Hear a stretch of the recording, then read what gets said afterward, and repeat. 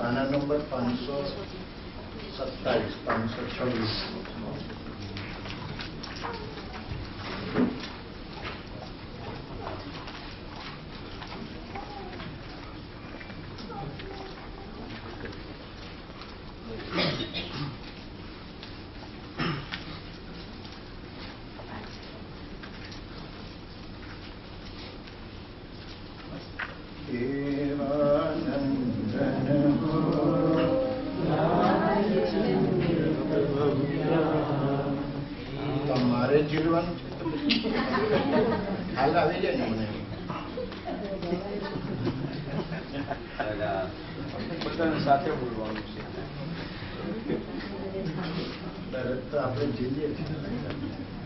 सजात्म स्वरूप देवानंदन हो राजचंद्र प्रभु प्यारा देवानंदन हो राजचंद्र प्रभु प्यारा आकड़ी काळे हो अमने उद्धरनारा आकड़ी काळे अमने उद्धरनारा वंदन विधि ना जाणु तोय चरणे आवी वळगू वंदन विधि ना जाणु तोय चरणे आवी वळगू अचळ चरणनो आस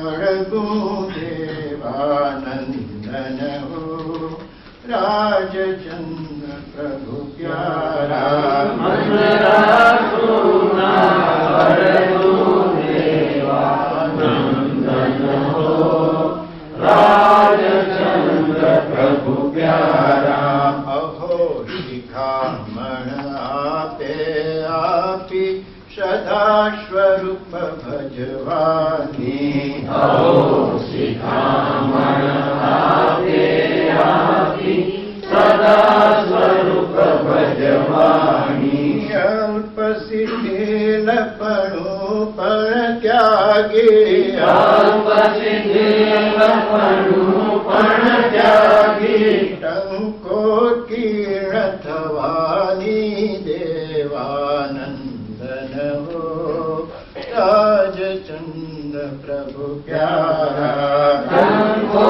કીર્ણ થવાની દેવાનંદન હો રાજચંદ્ર પ્રભુ પ્યારા લઘુ શંકા સમ અલ્પ દોષથી ભવ ભ્રમણ અનુભવીને લઘુ શંકા સમ અલ્પ દોષથી ભવ ભ્રમણ અનુભવીને દુષ્ટ દોષ ઉઘાડો પાડ્યો દુષ્ટ દોષ ઉઘાડો પાડ્યો અનહદ દયા કરીને દેવાનંદન હો રાજચંદ્ર પ્રભુ પ્યારા અનહદ દયા કરીને દેવાનંદન હો રાજચંદ્ર પ્રભુ પ્યારા પ્રમાદમાં શું પડ્યા રહ્યા છો અમૂલ્ય અવસર ભાળો પ્રમાદમાં શું પડ્યા રહ્યા છો અમૂલ્ય અવસર ભાળો વર્તમાનમાં માર્ગ રે વર્તમાનમાં માર્ગ રે અનેક કંટક વાળો દેવાનંદન હો રાજચંદ્ર પ્રભુ પ્યારા અનેક કંટક વાળો દેવાનંદન હો રાજચંદ્ર પ્રભુ પ્યારા ખસેડતા કાંટા પરિશ્રમથી અમને થાક ચડે છે ખસેડતા કાંટા પરિશ્રમથી અમને થાક ચડે છે અંતર આત્મા કે પ્રભુ જાણે અંતર આત્મા કે પ્રભુ જાણે અનુસરતા ન નડે દેવાનંદન હો રાજચંદ્ર પ્રભુ પ્યારા અનુસરતા ન નડે દેવાનંદન હો રાજચંદ્ર પ્રભુ પ્યારા વર્તમાનમાં જ્ઞાની હોત તો કેન છોડત તેની વર્તમાનમાં જ્ઞાની હોત તો કેન છોડત તેની છેલ્લો શિષ્ય હતો વીર પ્રભુનો છેલ્લો શિષ્ય હતો વીર પ્રભુનો છેલ્લો શિષ્ય હતો વીર પ્રભુનો છેલ્લો શિષ્ય હતો વીર પ્રભુનો સ્મૃતિ સુખદ છે તેની દેવાનંદન હો રાજચંદ્ર પ્રભુ પ્યારા સ્મૃતિ સુખદ છે તેની દેવાનંદન હો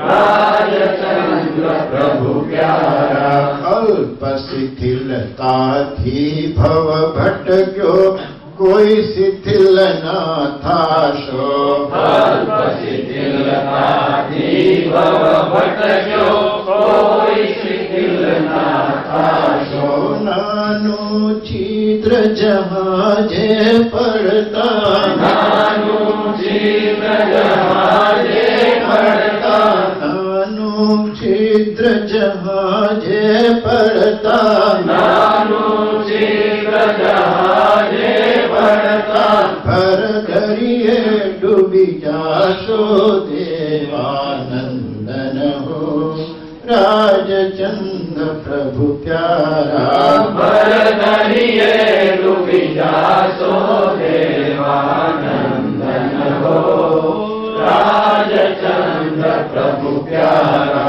समय मात्र प्रमादन करवो कयूं न काढ़ी नाखो, समय मात्र प्रमादन करो कयो न काढ़ी नाखो, रे अत्यंत प्रमाद छताए, रे अत्यंत प्रमाद छताए, के मन काळजी राखो देवानंदन हो राजचंद्र प्रभु प्यारा, के मन काळजी राखो देवानंदन हो राजचंद्र प्रभु प्यारा।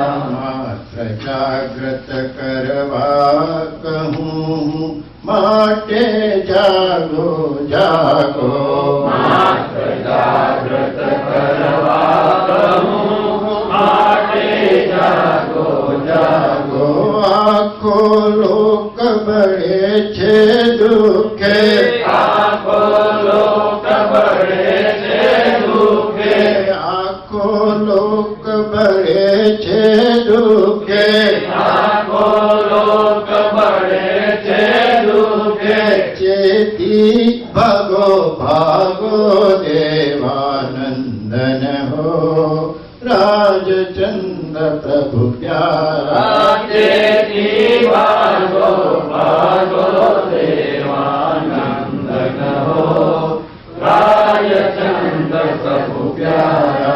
अल्प अरे अग्नि संगरता कोई न शांति पामे, अल्प हरे अग्नि संगरता कोई न शांति पामे, सकल विश्व ने बाड़ी देते, सकल विश्व ने बाड़ी देते, सकल विश्व ने बाड़ी देते, सकल विश्व ने बाड़ी देते, शिथिलपणा ने नामे देवानंदन हो राजचंद्र प्रभु प्यारा, शिथिलपणा ने नामे देवानंदन हो राजचंद्र प्रभु प्यारा। 558 ने पोलियन जीवन बड़ी जो महाप्रतापी शूरो, नेपोलियन वनवड़ी जो महाप्रतापी शूरो, युद्धो सर्वे धार्या जीत्यो, युद्धो सर्वे धार्या जीत्यो, बुद्धिमा पण पूरो देवानंदन हो राजचंद्र प्रभु प्यारा, बुद्धिमान पण पूरो देवानंदन हो राजचंद्र प्रभु प्यारा। कूच करे निज सैन्य मोखर जरावार तेषु तो, कूच करे निज सैन्य मोखर जरावार तेषु तो, छेल्ला सैनिक ने दई हुकम, छेल्ला सैनिक ने दई हुकम, जगाड़वा ते चूक्यो देवानंदन हो राजचंद्र प्रभु प्यारा, जगाड़वा ते चूक्यो देवानंदन हो राजचंद्र प्रभु प्यारा। वखत सर पहुंची ना शकता ખોયું વખત સર પહોંચી ના શકતા અંતિમ યુદ્ધે ખોયું મહારાજ્ય લગભગ યુરોપનું મહારાજ્ય લગભગ યુરોપનું મહારાજ્ય લગભગ યુરોપનું મહારાજ્ય લગભગ યુરોપનું અલ્પ ઊંઘ ફળ જોયું દેવાનંદન હો રાજચંદ્ર પ્રભુ પ્યારા અલ્પુંગ ફળ જોયું દેવાનંદન હો રાજચંદ્ર પ્રભુ પ્યારા મહાવીર જીવનમાં જુઓ ચક્રવર્તી સુખ સુત સુખો મહાવીર જીવનમાં જુઓ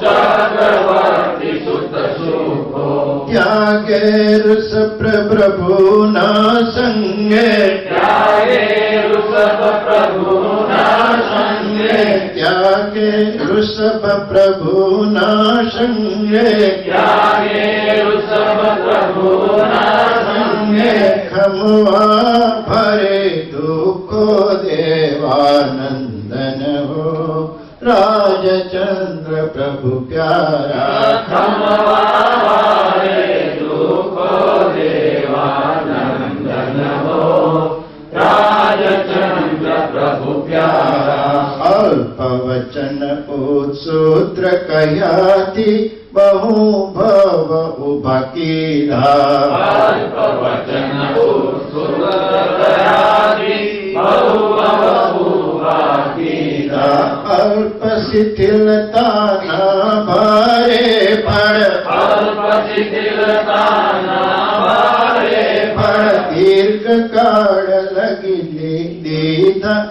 દીર્ઘકાળ લગી લીધા દેવા નંદન હો રાજચંદ્ર પ્રભુ પ્યારા દીર્ઘકાળ લગી લીધા દેવાનંદન હો રાજચંદ્ર પ્રભુ પ્યારા એરંડા ડાળે કરી મંડપ તરણે તરણે ઢાંકે કરી મંડપ તરણે તરણે ઢાંકે ક્ષણે ક્ષણે તરણું ઉમેરે ક્ષણે ક્ષણે તરણું મેરે છેલ્લે તરણે ભાંગે દેવાનંદન હો રાજચંદ્ર પ્રભુ પ્યારા છેલ્લે તરણે માગે દેવાનંદન હો રાજચંદ્ર પ્રભુ પ્યારા તેમ અતિ અતિ ચારો સેવે ન જીવ જીવ પ્રમાદે પ્રેમ અતિ અતિચારો છે નજીવ જીવ પ્રમાદે મહાવ્રતો પણ ભાંગે કદી મહાવ્રતો પણ ભાંગે કદી તો મહાવ્રતો પણ ભાગે કદી તો દુર્ગતિ પતતે સાધે દેવાનંદન હો રાજચંદ્ર પ્રભુ પ્યારા દુર્ગતિ પતતે સાધે દેવાનંદન હો રાજચંદ્ર પ્રભુ પ્યારા આ કડી કાઢે હો અમને ઉતરનારા આ કડી કાળે હો અમને ઉતરનારા અલ્પ શિથિલતાથી થતો મહાદોષનો જન્મ અલ્પ શિથિલપણું છે પણ દોષ કેવડો મોટો થાય છે નાનું છિદ્ર જહાજે પડતા પરધરીએ ડૂબી જા છિદ્ર કેટલું છે પ્રમાદ કેટલો છે નાનો પણ એ આખું સાગરમાં નાવ ડૂબે છે તેમ જો આપણે પ્રમાદ કરીશું તો આપણી નાવ પણ આ ભવસાગરમાં ડૂબી જશે આમાં તો ઘણું બધું લખ્યું છે. બીજી ગાથા જે આપી છે તેમાં ધર્મગોષ્ઠ વાંચ્યું છે. ચરિત્ર કોઈ વાંચવું હોય તો દેશ પ્રાસાદ 3 માં આખું આ વર્ણન આપેલું છે. તેનું પૂજ્ય શ્રી બ્રહ્મચારી આમાં પદ્યમાં મૂકી દીધું છે. પરમ કૃપાળદેવે પુષ્પમાળામાં કહ્યું કે તું અમલમસ્ત હો તો નેપોલિયન બોનાપાર્ટને બંને સ્થિતિએ સ્મરણ કર. નેપોલિયન બોનાપાર્ટ આખું મહારાજ્ય યુરોપ ખંડ આખું જીતી લીધું. પ્રભુસિંહજી કહે ખાલી 15 રૂપિયાનો સિપાઈ નોકર હતો અને બની ગયો યુરોપના મહારાજ્યનો આખો મહારાજા બની ગયો. છેલ્લું રાજ્ય જીતવાનું હતું, લશ્કર મોટું હતું, એને પ્રમાદ ચડ્યો. કારણ કે ગળી રોટલી ખાધી હોય તો પ્રમાદ ચડે. તો એને પ્રમાદ ચડ્યો એટલે એને શું કીધું, એ સૂઈ ગયો જરાક વાર. લાંબુ લશ્કર છે એમ આવે છે એમ. એટલે આ એના સેનાપતિને કહેવાયું કે છેલ્લો જે સૈનિક છે ને એને કહેજે કે તું અહીંયા આવે ત્યારે નેપોલિયનને ઉઠાડી દે. નેપોલિયનને ત્યારે ઉઠાડી દે. છેલ્લો સૈનિકને દઈ હુકમ, જગાડવા તે ચૂક્યો દેવાનંદન હો, રાજચંદ્ર પ્રભુ પ્યારા. ચૂકી ગયો પેલો મારા જેવો હશે આપણે હું ફેર પડો શું? કારણ કે સેનાપતિ એ સેનાપતિ છે, રાજા એ રાજા છે, અને સામાન્ય પાયદળ એ સામાન્ય પાયદળ છે. પુષ્પમાળામાં સમજાવેલું છે. એટલે એવી વસ્તુ તે ચૂકી ગયો. એને લઈને નેપોલિયન બોનાપાર્ટને લોકોએ ઘેરી લીધો.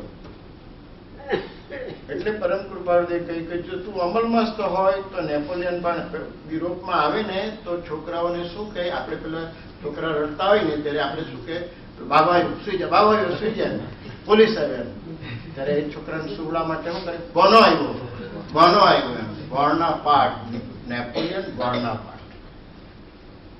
તો પરમ કૃપાળુદેવ કે તું જો અમલમસ્ત હોય, તારી પાસે કોઈ સત્તા હોય, if you are in charge of the department or head department or whatever you CEO or president, તો નેપોલિયન બોનાપાર્ટની બંને સ્થિતિને સ્મરણ કરીને પછી કહે. તે નેપોલિયન બોનાપાર્ટ પકડાય. એક વખત યુરોપની ધરતી ધૂળતી હતી એનાથી. નેપોલિયન બોનાપાર્ટ મરી ગયો ને ત્યાર પછી ત્યાં એટલે નેપોલિયન બોનાપાર્ટ પકડાઈ ગયો. પછી એને સાઇબેરિયાના જંગલમાં એકાંત એને આખા વર્ષ આજીવન કેદની સજા આપી. એકલા જ જવું, ખાલી એને પહોંચાડે ત્યાં છે. રીબાઈને નેપોલિયન બોનાપાર્ટ. એટલે પરમ કૃપાળુદેવ શું કહી કીધું, તું અમલમસ્ત હોય તો બંને સાઈડે વિચાર. You have to B good to your employees, નહીં તો નેપોલિયન બોનાપાર્ટનું જીવનમાં લખ્યું કે સાઇબેરિયાના જંગલમાં એ રીબાઈને મર્યો. પાણીનું આવે તે આવે, નહીં આવે તે, જેના ચાલવાથી ધરતી ધૂજતી હતી યુરોપની એક વખત. પણ આ નજીવ કે જરાક ઊંઘી લેમ, એને આપણે કે નેપ લઈ લઉં તો નેપ ઊંઘમાં ચાલી ગઈ અને એ ઉઠી જ નહીં શક્યો. તો આખું યુરોપનું રાજ્ય ગુમાવી દીધું. તેમ આપણે જો આ પ્રમાદ છોડ, જાગૃત થા બોલીએ જોરમાં, પણ જાગૃત થવાનું છે. આવે ખાલી વાત પૂર્તિ કરવાની નથી. આવે ત્યાં સુધી કહેવાતા મુમુક્ષુ રહીશું. બ્રહ્મચારીજી કહે, બ્રહ્મચારીજી એવો બોધ આપ્યો છે, વેરી પ્રેક્ટિકલ બોધ. ત્યાં સુધી કહેવાતા મુમુક્ષુ કહેશો. અમે મુમુક્ષુ કહેતા મુમુક્ષુ, વાત બરાબર છે કે ક્યાં સુધી, પણ કહેવાતા મુમુક્ષુ એટલે આવા સલામ મિત્ર જેવા. તો પછી આપણે બી કંઈક કરવું પડે. ઘણું આપ્યું છે એમાં. તો પછી પ્રજ્ઞાબોધમાં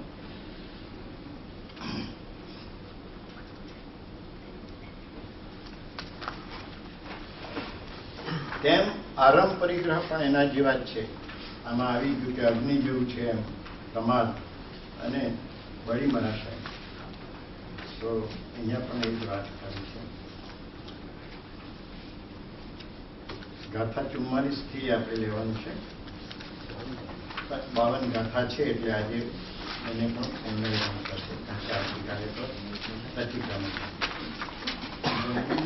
જગમાન રૂપે જીવન સફળ સો થાય, જો ગુરુ રાજ ભજી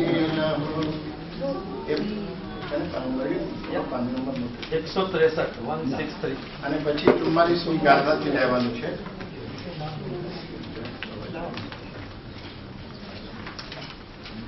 જન્મી જગમાં નર રૂપે જીવન સફળ થાય, જો ગુરુ રાજ ભજી રહો મુક્તિ માર્ગ ઉપાય. આશા ખાન અપૂર્વ છે ત્રિભુવન થી નભરાય, ખોટી પરિગ્રહ મેળવા સત્પુરુષે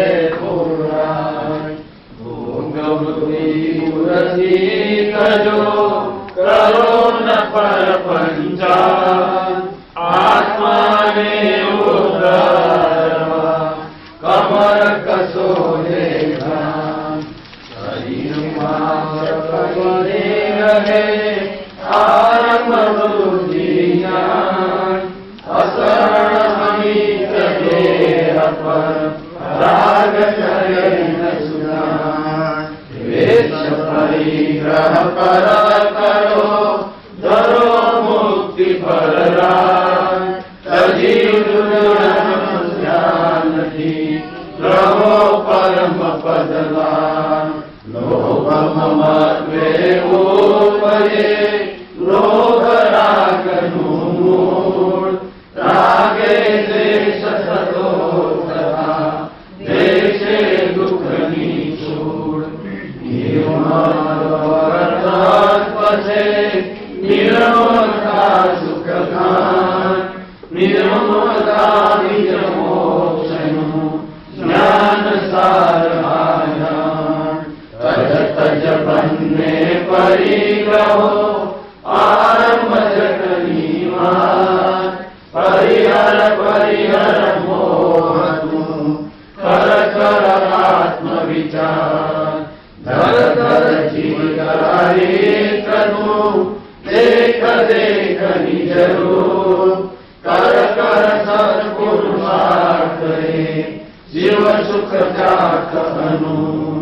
નિષ્કારણ કરુણા કરી સંત કરે પોકાર, અગ્નિ આરંભ પરિગ્રહ વળી મનશો નિર્ધાર.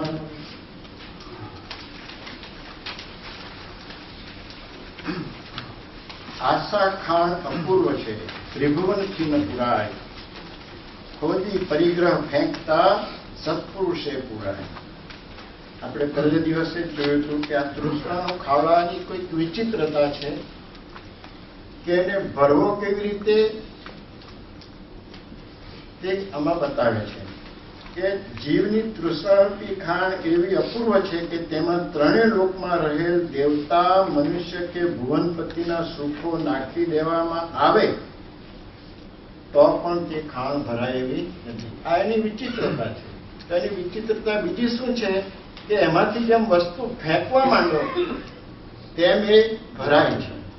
વસ્તુ અંદર ઉમેરો નાખો તો ઊંડી જાય છે ખાણ. આ એની વિચિત્રતા છે. બીજી વિચિત્રતા શું છે કે એને ભરવો હોય તો શું કરવાનું છે?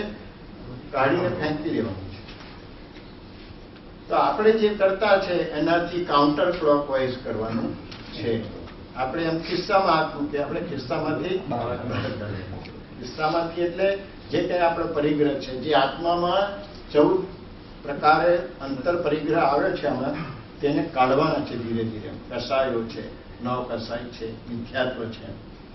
એટલે જીવની તૃષ્ણારૂપી ખાણ, આશા ખાણ અપૂર્વ છે કે તેમાં 3 લોકમાં રહેલ દેવતા, મનુષ્ય કે ભુવનપતિના સુખો નાખી દેવામાં આવે તો પણ તે ખાણ ભરાય નહીં.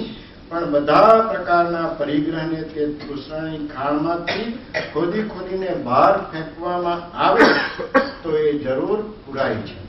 અંદર ધીરે ધીરે રહેલી કોઈ પણ નાના પ્રકારની ઈચ્છા, તૃષ્ણાને ખોદી ખોદીને એમ કાઢી નાખવાની છે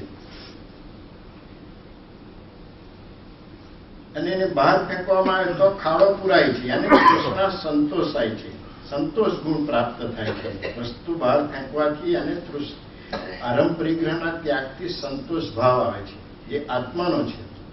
પણ આમ બનવું તે માત્ર સત્પુરુષના બોધે શક્ય છે. ખોદી પરિગ્રહ ફેંકતા સત્પુરુષે પુરાય. સત્પુરુષે પુરાય એટલે સત્પુરુષના વચનથી જ પુરાય.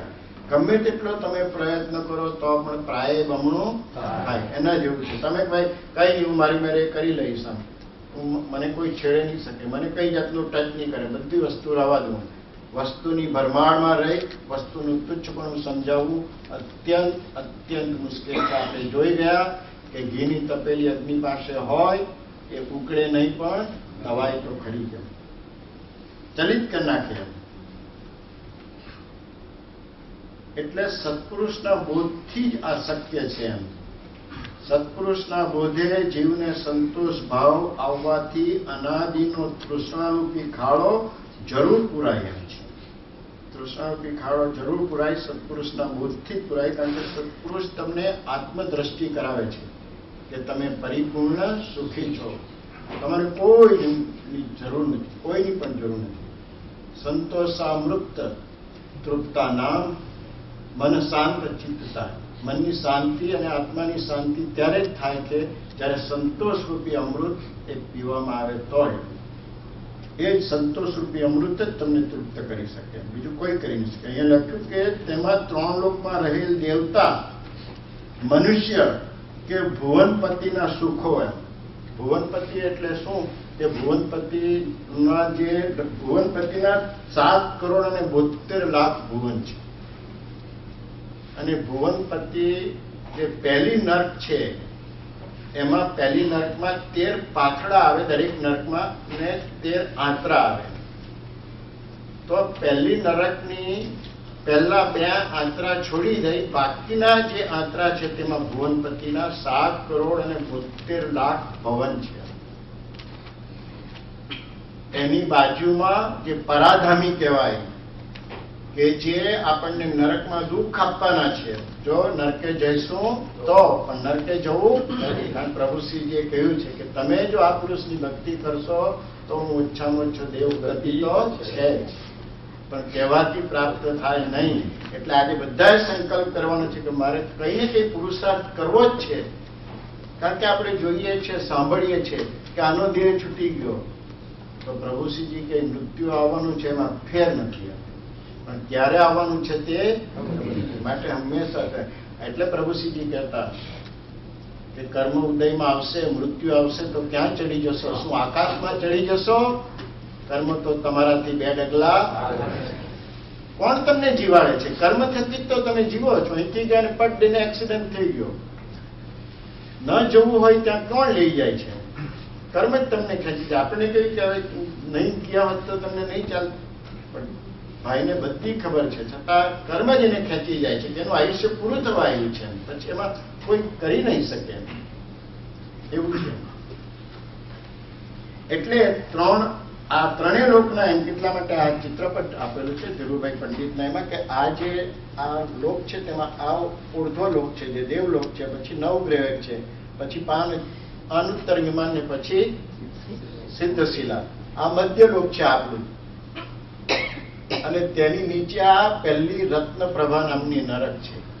તેની અંદર પાછા ભુવનપતિ દેવ પણ રહે એમ કે એમાં. અને એમાં પરાધામી દેવો પણ રહે. કે પરાધામી દેવો એટલે શું? કે તમને તમારા કર્મ એને ઓર્ડર કરે કે આને આ મારો, ચાપકા મારો, આ મારો. એટલા બધા કેટલા પરાધામીનું વાંચો તો તમે જો બ્રહ્મચારી છે એનું વર્ણન કરશો. સમાધિ સોપાનમાં બી કરેલું છે નરકના દુઃખોને. પરાધામી મારે તમને, કેટલા કેટલા કટકા કરી નાખે, તેલમાં તમને એમ કે ઉકાળે, જીભ ખેંચી નાખે કે આ તમને બહુ લાલચ હતી, આ કેટલું બધું લખ્યું છે એમાં. એટલે એ બહુ જ કઠિન છે. જો અહીંયા આ મિથ્યાત્વ બધા માતાની પાસે માથા નમાવ્યા કરીએ ને આપણે, તો જ્યાં ત્યાં ભરાઈ જાય છે. તો આ પરાધામીઓ આ જીવને આ બધી એ કરે છે. આ દેવ દેવીની મિથ્યા વાસના તમે જે કરેલી ને કે ભાઈ છોકરા નથી થતા, કે આ નથી થતું, કે પેલું નથી થતું, દુકાન નથી ચાલતું, તો આ મિથ્યા વાસનાઓ છે. બ્રહ્મચારીજીએ આપ્યું કે વિતરાગ પાસે લૌકિક ભાવના કરવી એ અલૌકિક મિથ્યાત્વ છે. તો આ બધું જે કરેલું છે, આ જે દુરાચાર સેવેલો છે તે, આ દુરાચાર, વેશ્યાગમન, આ આપેલું છે, આ આપેલું છે, દારૂ પીધો હોય, બધા જ દુઃખો અંદર આપેલા છે.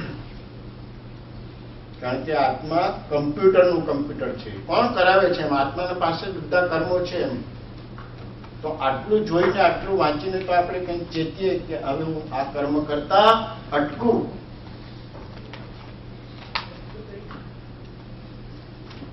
પ્રવૃત્તિ તજો કરો ન પરપંચાત આત્માને ઉદ્ધારવા કમર કશોરે ભ્રાન. ભોગ વૃત્તિથી ઉર્તજો, ઇન્દ્રિય વિષયની ભોગ વૃત્તિને હે ભવ્યો હવે તેના દુઃખદાયક સ્વરૂપને વારંવાર વિચારી કાઢી નાખો. તો પરિગ્રહ પ્રત્યેની મૂર્છાનો ભાવ પણ આપોઆપ સમાઈ જશે. કારણ કે પરિગ્રહ સ્થાને આધારે આપણે કરીએ છીએ દોડાદોડી 5 ઇન્દ્રિયના વિષયને પોષવા માટે, શરીરને પોષવા માટે.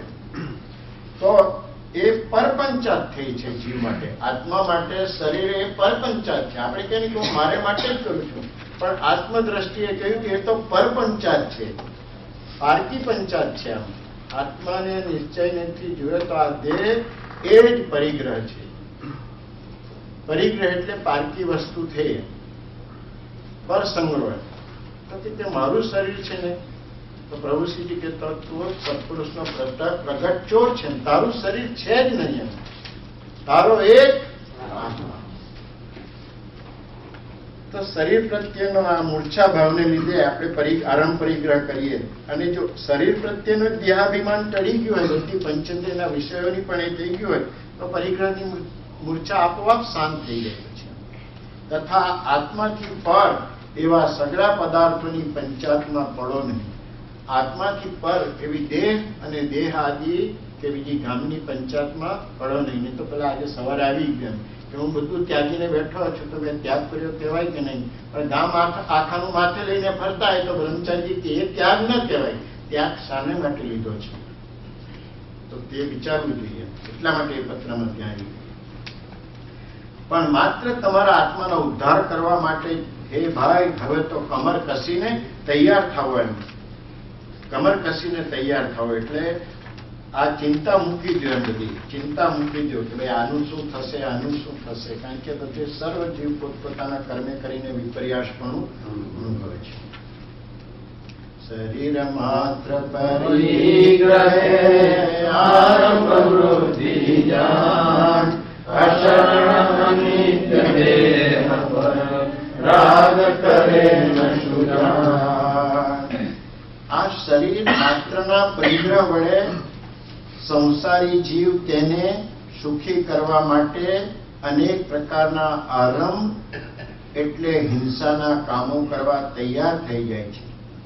પણ સુજાણ એટલે સમ્યક જ્ઞાનનો ધારનાર એવા સત્પુરુષો એ આ અનિત્ય અને અશરણવાળા દેહ પ્રત્યે રાગ કરતા નથી.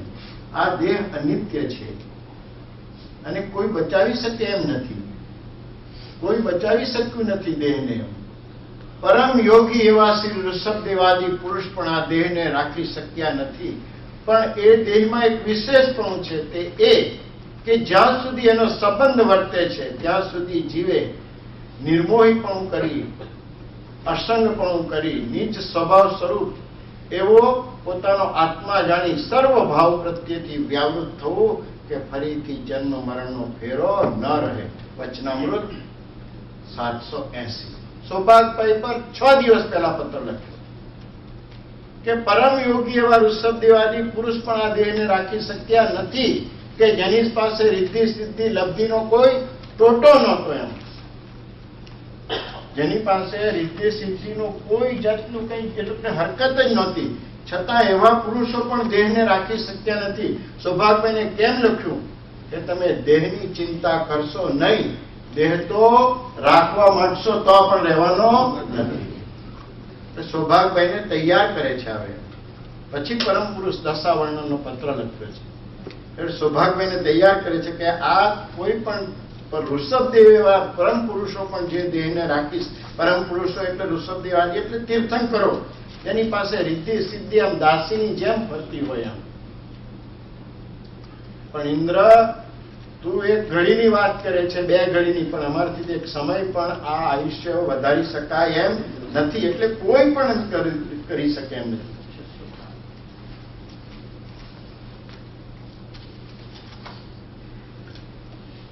જે સર્વજ્ઞ વિતરાગને વિશે અનંત સિદ્ધિઓ પ્રગટી હતી, રત્નામૃત 568, તે વિતરાગે પણ આ દેહને અનિત્ય ભાવીને દીઠો છે. જે વિતરાગને વિશે અનંત સિદ્ધિઓ પ્રગટી હતી, એ વિતરાગે પણ આ દેહને અનિત્ય ભાવીને દીઠો છે, તો પછી બીજા જીવો કયા પ્રયોગે દેહને નિત્ય કરી શકશે? બીજા જીવો કયા પ્રયોગે નિત્ય કરી શકશે? છતાં આપણે નિત્ય કરવા માટે પ્રયત્ન કરીએ છીએ, કારણ કે આપણને ભરોસો પ્રભુશ્રીજીનો છે કે આપણા પ્રાઇમરી ડોક્ટરનો છે? ડોક્ટરનો.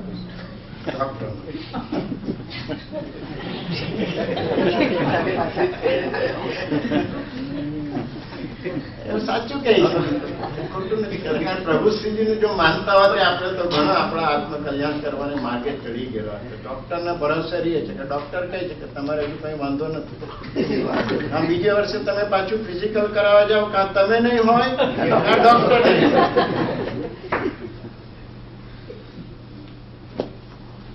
તો જેને અનંત સિદ્ધિઓ પ્રગટી છે એમણે પણ કહ્યું કે દેહ અનિત્ય છે, કારણ કે દેહનો સ્વભાવ છે, દેહ જળ છે, અને જળનો સ્વભાવ છે સડન પડન અને વિધ્વંસ થવાનો, નાશ થઈ જવાનો છે. તો પછી બીજા જીવો કયા પ્રયોગ એને નિત્ય કરવા માટે મથી રહ્યા છે? જેટલું આયુષ્ય કરવું છે તેટલું જ છે, તો પછી ભજીને ભગવાન આટલી નિત્ય સિદ્ધિ પ્રગટેલી છતાં આપણે માનતા નથી. એટલે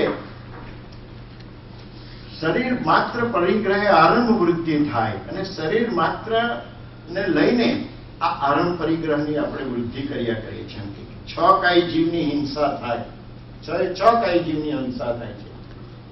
પૃથ્વીકાય, વાયુકાય, અગ્નિકાય, દેવકાય, વનસ્પતિકાય અને ત્રસકાય જીવો, હાલતા ચાલતા જીવો.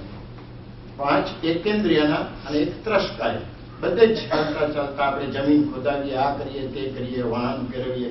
કેટલાઓ અત્યારે સાંજે જોઈએ ત્યારે કેટલી બધી અસંખ્ય જીવાતો બધી મરી જાય છે.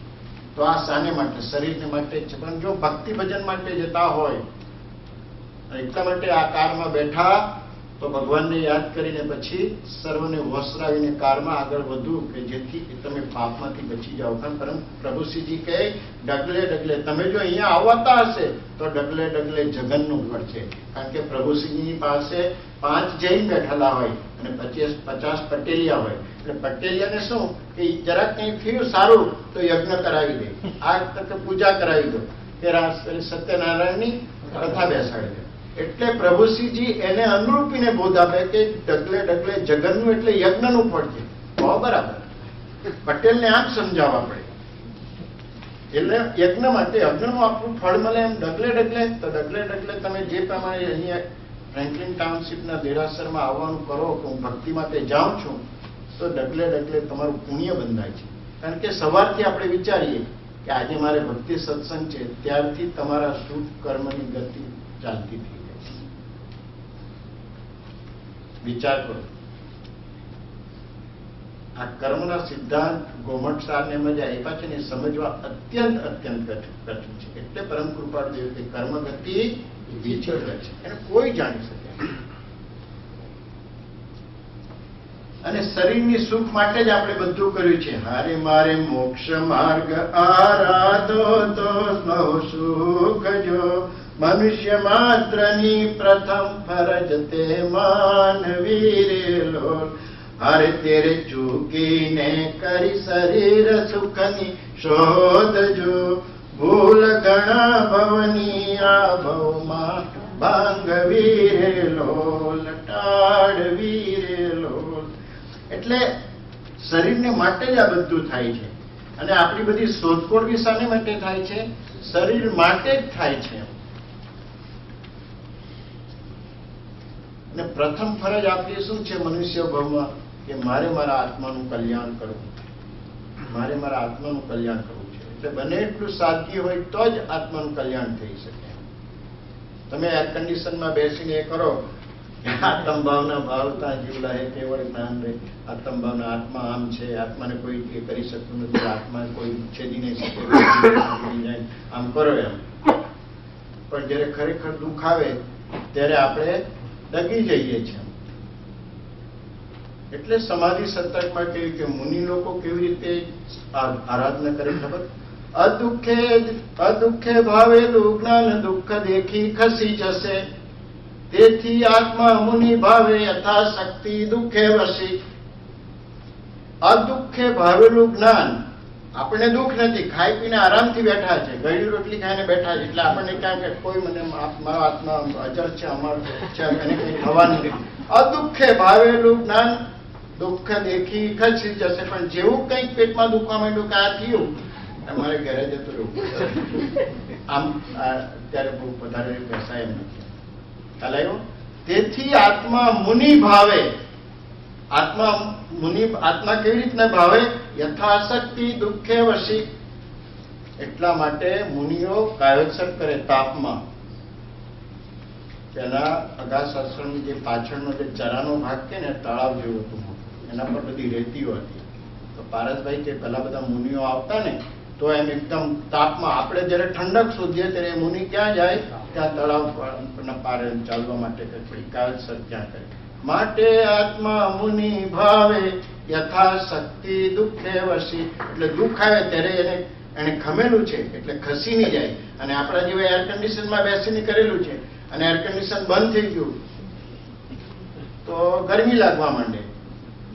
એટલે બ્રહ્મચારીજી જ્ઞાની છે, એટલે એમણે પેલા ભાઈને પૂછ્યું કે તમે ભક્તિ ક્યાં કરો છો? તો કે પ્રભુ અત્યારે તો ગરમી બહુ પડે છે ને, એટલે અગાસીમાં બેસીને કરીએ છીએ. તો કે દુકાન બંધ કરીને બેઠા હોય તો ગ્રાહક આવે?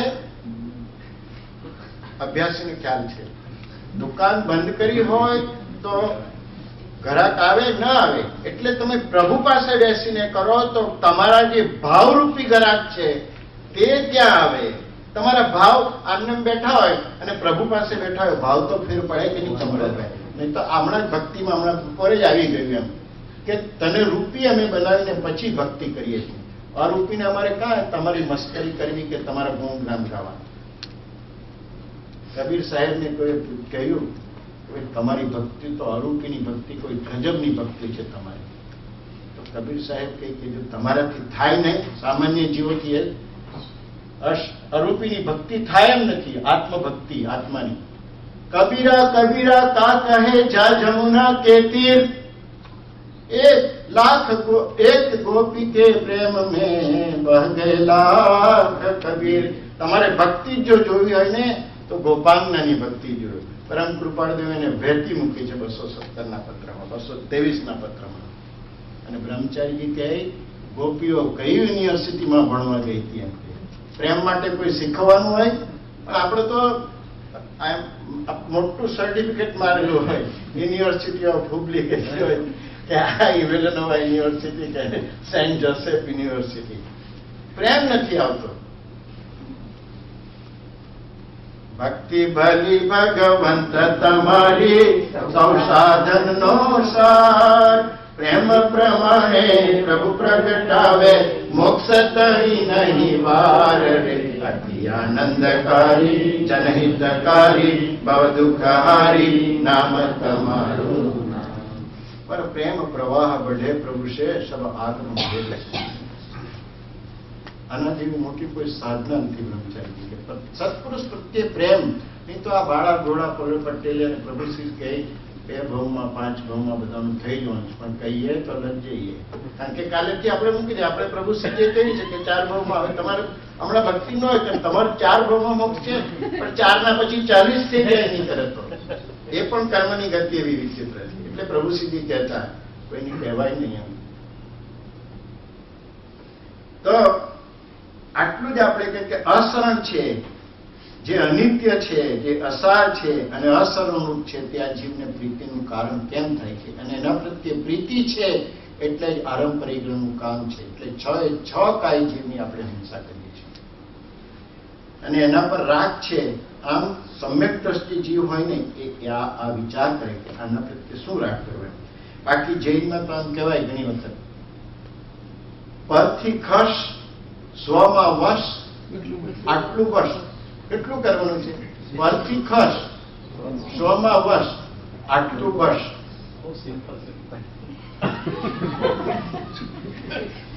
પરમ કૃપાળુએ પણ આટલી 3 જ વસ્તુ કરવાની છે.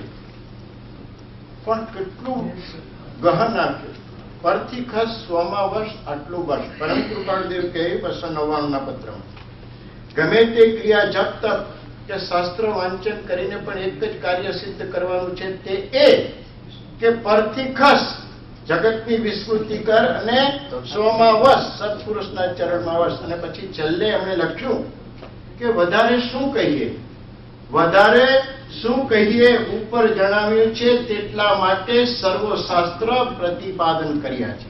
આ શાસ્ત્રને જો ઉકાળો અને એનો સાર કાઢો તો શું છે કે સ્વ પરથી ખસ સ્વમાં વશ આટલું વશ. અને આટલું કરવા માટે જ સર્વ શાસ્ત્ર પ્રતિપાદન કર્યા છે. છેલ્લે વચન મુક્તિ. આ ઉપર જે લખ્યું છે ને કે ગમે તે ક્રિયા જપ તપ શાસ્ત્ર વાંચન કરીને એક જ કાર્ય સિદ્ધ કરવાનું છે, તે એ કે જગતની વિસ્મૃતિ કરવી, પરથી ખસવું અને સત્પુરુષના ચરણમાં વાસ એટલે સ્વમાં વસવું. આટલું કરવા માટે જ સગળા શાસ્ત્રો પ્રતિપાદન કર્યા છે. કેટલા શાસ્ત્રો તો ગણાય નહીં, કેટલા શાસ્ત્રો.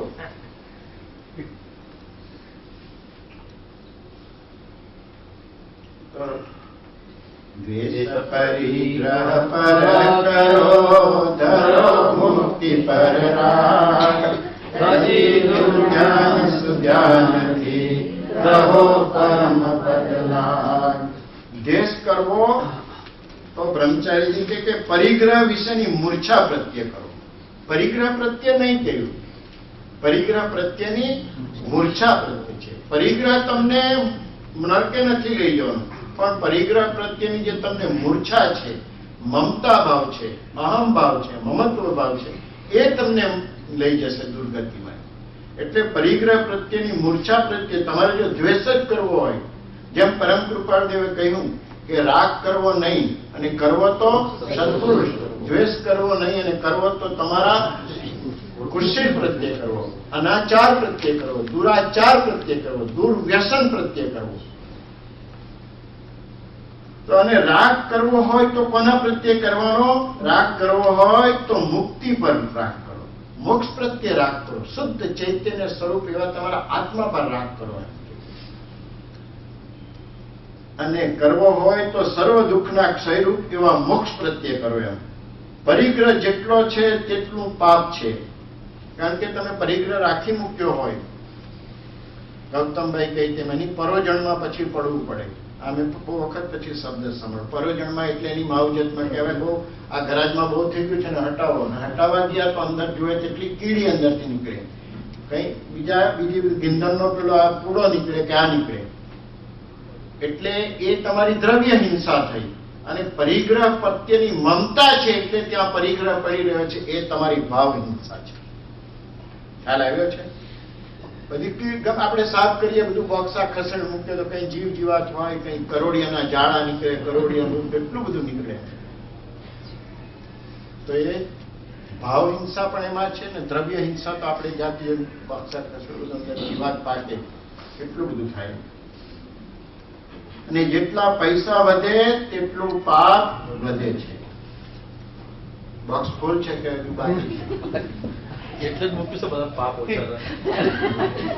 ટૂંકમાં જેટલા પૈસા વધે તેટલું પાપ વધે છે. કારણ કે અર્થમ અનર્થમ નિત્યમ ભાવમ, અર્થ હંમેશા અનર્થ કરવા વાળું છે, એમ નિત્ય ભાવના કરો તમે.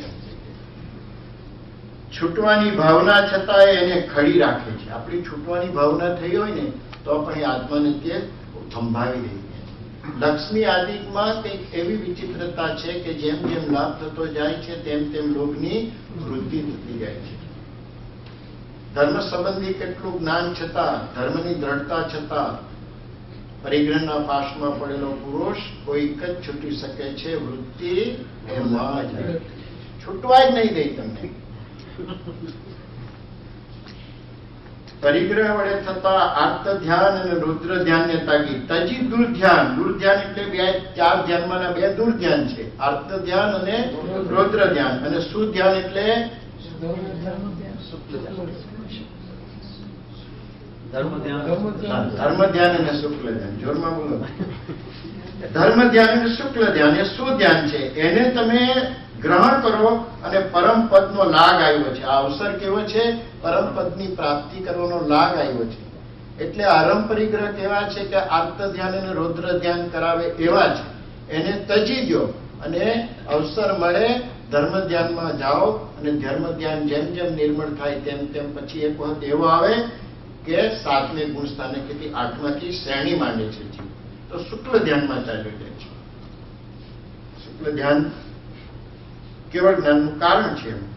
એટલે અહીંયા દ્વેષ કરવો નહીં, અને કરો તો પરિગ્રહ પર કરો એમ, અને રાગ કરવો નહીં, અને કરવું હોય તો મુક્તિ પર કરો રાગ એમ, બીજા કોઈ પર રાગ ન કરો. લોભમ મત્વે ઉપજે લોભ રાગનું મૂળ, રાગે દેખ તતો કથા દેશે દુઃખની સૂળ. લોભ મમત્વે ઉપજે, લોભ રાગનું મૂળ, મમત્વ ને લઈને લોભ ઉપજે, અને રાગનું મૂળ શું છે? લોભ એ રાગનું મૂળ છે. રાગ આપણને થાય છે એ લોભને લઈને છે, અને લોભ થાય છે એનાથી આપણને મમત્વ ઉપજે છે. એટલે મમત્વ ઉપજે છે એનું કારણ લોભ છે, ખરેખર તો મમત્વનું મૂળ લોભ છે, અને રાગનું મૂળ પણ લોભ છે. એટલે ટૂંકમાં બંને અર્થ સરખા થાય ઓલમોસ્ટ, પરંતુ રાગ એ રાગનું મૂળ લોભ છે. એટલે રાગ છે તો દ્વેષ છે, રાગે દ્વેષ થતો વસ્તુ પર રાગ છે. આપણને બહુ એક વસ્તુ ગમતી છે કે અત્યારે યુરોપની ટ્રીપમાંથી આવ્યા છે, સરસ મજાનો આપણે અહીં પોટ લાવ્યા છે, ફ્લાવર પોટ, અને છોકરા રમતા રમતા પડી ગયો. આપણો છોકરો હોય તો એને જરાક દમદમાટી આપે, બીજાને હોય તો બહુ ખીજવાઈ જવાય. એટલે મેં કેટલી વાર ના કહ્યું હતું કે સરવારે આ પોટ ઓળ્યો એ લોકો એમ, કારણ કે પોટ પ્રત્યે રાગ હતો એટલે એ દ્વેષ કરાવે છે. રાગે દ્વેષ થતો એમ, પણ એનું મૂળ તો ત્યાં છે લોભ, અને પરિગ્રહ પ્રત્યેનો મમત્વ એટલે લોભ થાય, રાગ થાય, રાગને લઈને પછી દ્વેષ છે, અને દ્વેષ થાય. દ્વેષ એ દુઃખની સૂળ છે. સૂળ ઉપડે ને પેટમાં, અને કાંટાની સૂળ હોય તો કાંટા કેમ લાગે? એક કાંટો ગોપાયો હોય તો હજુ બરાબર છે, પણ આખી સૂળ કોઈ વખત આપણે લાગી જાય તો કેટલું દુઃખ થાય એમ. એટલે રાગ દ્વેષ એ આ દુઃખની સૂળ છે એમ. રાગ દ્વેષ એ દુઃખની સૂળ છે એમ. પરમ કૃપાળદેવે રાગનો પાઠ લખ્યો છે, શિક્ષા પાઠ 44 રાગ. એમાં લખ્યું એમણે કે ગૌતમ મુનિનો રાગ આપણને બહુ સૂક્ષ્મ બોધ આપે છે. ભગવાન પ્રત્યેનો મોહ ગૌતમને અનંત દુઃખનું કારણ બન્યું છે, તો પછી આ સંસારના પામર પ્રાણીઓ અને તેમનો મોહ પાછો કોના પર છે? પામર પ્રાણીઓ પર છે. એ કેવું અનંત દુઃખ આપતો હશે. સંસારના આ ચક્કીને રાગ દ્વેષ રૂપી બે બળદ છે. એ ન હોય, રાગ દ્વેષ ન હોય તો એનું અટકન છે. રાગ દ્વેષ ન હોય તો એનું અટકન છે. જ્યાં રાગ નથી ત્યાં દ્વેષ નથી, આ માન્ય સિદ્ધાંત છે. રાગ એ તીવ્ર કર્મબંધનનું કારણ છે, એના ક્ષયથી આત્માની સિદ્ધિ છે. જો રાગ દ્વેષ નથી તો આખો સંસાર તમારો અટકી જાય. રાગ દ્વેષ નથી, રાગ આ સંસારને ચલાવવાવાળું કોણ છે? આ રાગ દ્વેષ રૂપી બે બળદ છે, એ આ સંસારની ચક્કી ચલાવ્યા કરે છે. પણ દ્વેષ શાનાથી થાય છે? રાગ થાય છે તો દ્વેષ થાય છે, એ માન્ય સિદ્ધાંત છે. કોઈનો છોકરાને કોઈ ખીજવાઈને આમ તેમ કર્યું હોય તો કે ચાલો એને છોડ, પણ તમારા જ છોકરાને ખીજવાતો હોય તો તમે પેલા છોકરાને મૂકીને એની સાથે તકરાર ઉભી કરો, કારણ કે મારા છોકરાને આમ એને કહ્યું છે, મારા છોકરાને એમ કહ્યું છે. એ શું બતાવે છે? આપણો એના પ્રત્યેનો રાગ છે. તો કબીર સાહેબ કે ચલતી ચક્કી જગત की दिया कबीरा रोय, दो पाटन के बीच में साबुत बचा न कोई. રાગ દ્વેષના બે પડિયામાં કોઈ સાબુત બચતું નથી. એટલા જ માટે આ ધર્મને વિતરાગ કહેવામાં આવે છે. એકદમ ટૂંકી વ્યાખ્યા. વિત રાગ દ્વેષ માર્ગ એમ નથી કહ્યો, વિત રાગ માર્ગ. શા માટે રાગ જ મૂક્યો? કારણ કે રાગ નથી તો દ્વેષ નથી, આ માન્ય સિદ્ધાંત છે. રાગને લઈને દ્વેષનું ઉત્પત્તિ થાય છે. એટલે માર્ગનું નામ આપ્યું છે વિતરાગ. રાગ જ નથી. જ્યાં રાગ જ નથી તો દ્વેષનું કોઈ કારણ નથી. चलती चकती जगत की अने दिया कबीरा रोय, दो पाटन के बीच में साबुत बचा न कोई. आर पार जो गए पीस गए सब कोई, खूंट पकड़ कर रो रहा मार सके न कोई. હમણાં તો જો રોડ સીધો જ મળે એટલે બહેનોને ખ્યાલ જ નહીં આવે કે ઘંટી શું છે ને શું. પણ ઘંટીમાં પહેલાના અમારા ગામડામાં દરે ને એ નાખે એમ, એટલે જે કોઈ દાણા અંદર આવે તે પીસાઈ જાય, પણ પછી એને ગારો કાઢવાનો હોય. ઘંટીનો ગાર બે પડને એટલે ઊંચકે તો આખા દાણા ક્યાં હોય? ખીલો હોય ને ત્યાં. તો પ્રભુશ્રીજી કે અમને પકડી રાખો, આંકડો ભેરવી દો, જ્યાં એન્જિન જશે ત્યાં તમે જશો. આંકડો ભેરવી દો એટલે એની શરણાગતિ સ્વીકારી લો. એ જ્યાં જશે, પરમ આશ્રય બહુ મોટો છે. પરમ કૃપાળ દેવનો આશ્રય કરવા જેવો છે. પરમ કૃપાળની જે ગતિ થશે તે તમારી થશે. એમ આપણે મહિનામાં એક વાર તો વાંચીએ છીએ કેલેન્ડરમાં. એટલે રાગ દ્વેષ મૂકીએ, રાગ દ્વેષ મૂકો એમ. નિર્મમત્વ વરતત્વ છે, નિર્મમતા સુખ ખાન, નિર્મમતા બીજ મોક્ષનું જ્ઞાન સાર આજાન. નિર્મમતા, મમત્વતા રહિતપણું એ જ શ્રેષ્ઠ તત્વ છે. કારણ કે નિર્મમત્વ તમે રહ્યા તો તમને કોઈ કર્મનું બંધન નથી. મમતાથી બંધાય છે નિર્મમ જીવ મુકાય, યાતે ગાઢ પ્રયત્ન છે નિર્મમ કરો ઉપાય. ગાઢ પ્રયત્ન, પુરુષાર્થ કરીને પણ મમત્વ છોડવા માટેનો પુરુષાર્થ કરો. કારણ કે મમતા વાળો જીવ બંધાય, નિર્મમત્વ જીવ મુકાય, યાતે ગાઢ પ્રયત્ન છે નિર્મમ કરો ઉપાય. ઇષ્ટોપદેશમાં પૂજ્યપાદ સ્વામી આ વાત કરી છે. જેમણે સમાધિ શતક લખ્યું છે ગ્રંથ યુગલ, એમણે જ આ ઇષ્ટોપદેશ લખ્યું છે. જીવને નિર્મમત્વ ભાવ જ સુખની ખાન છે. મોક્ષનું બીજ પણ નિર્મમત્વ ભાવ છે. માટે એને જ તું સર્વજ્ઞાનનો સાર જાણ. ગૌતમ સ્વામીને કોના પ્રત્યે રાગ હતો? મહાવીર સ્વામી પ્રત્યે રાગ હતો.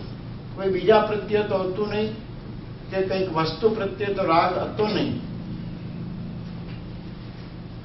તો ગૌતમ સ્વામી પૂછે કે મારો મોક્ષ કેમ નથી થતો પ્રભુ? તો કે મારા પ્રત્યેનો જે રાગ છે ને તને, એટલા માટે તું મોક્ષ માટે અટક કરી છે. તો ગૌતમ શું કહે? પ્રભુ, જો મારે તમને છોડવા પડતો હોય, તમારા પ્રત્યેનો રાગ છોડવો હોય તો તમારું કેવળ જ્ઞાન ને મોક્ષ તમે રાખો, મારે નથી જોતો. એ પ્રેમ આપણે અત્યારે જોઈએ છે પરમ કૃપાળદેવ પ્રત્યે. એ પ્રેમ આપણને પરમ કૃપાળદેવ પ્રત્યે જોઈએ છે. ગૌતમ સ્વામીનો રાગ પ્રશસ્ત રાગ હતો. તો ગૌતમ સ્વામી કહે, જો મારે તમારા ચરણ છોડી દેવા પડતા હોય ને તો તમારું કેવળ જ્ઞાન તમને મુબારક. આ કેવો એમનો રાગ હશે!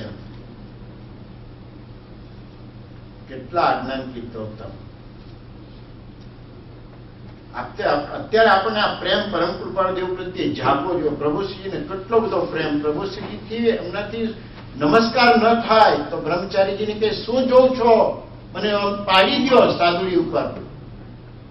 અને આપણે નમસ્કાર નહીં કે વાંકું નહીં વળાય એવું કોઈની ટીકા નથી કરતો, પણ બને બીજી જગ્યાએ આપણે વાંકા વળી જઈએ છીએ. પૈસા પડ્યા હોય કે લાડો લાભ વિના નહીં લૂટે તેના જ.